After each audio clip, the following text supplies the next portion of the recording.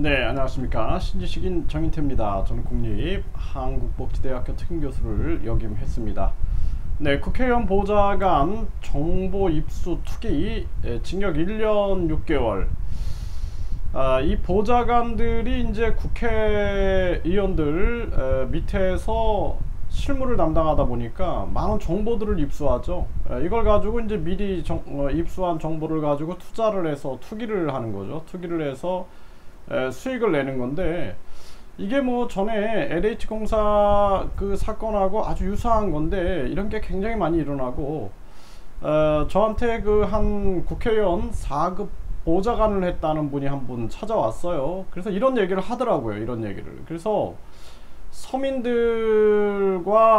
이 정부에 있는 자들이 계속해서 빈부격차가 만들어질 수밖에 없는 것은 정보다, 이런 얘기를 하더라고요.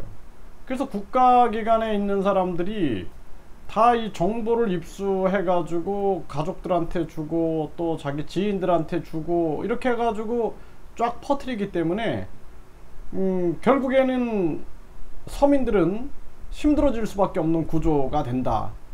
정보 싸움이다. 그럴 수밖에 없겠죠. 네, 그래서 이 사건을 한번 보겠습니다.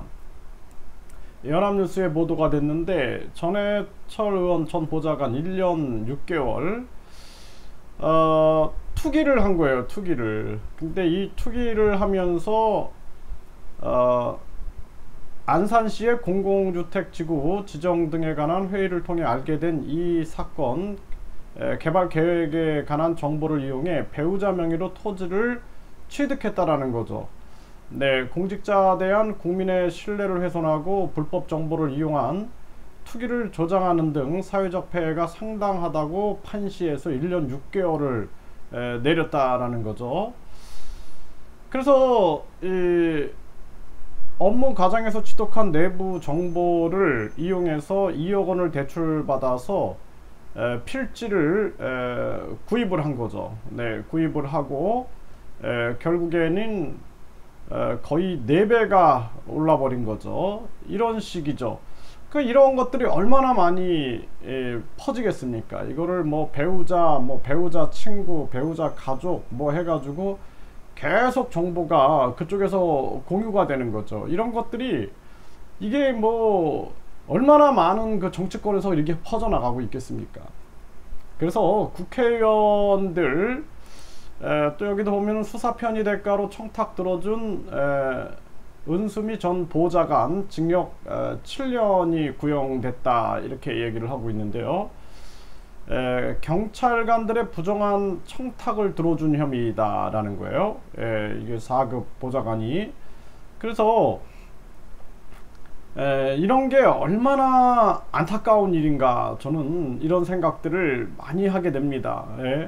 그래서 경찰관들로부터 수사 기밀 등 편의를 받는데 대가로 그들이 요구한 부정한 청탁을 들어준 혐의, 거래를 한 거네요. 경찰들과 거래를 한 거죠.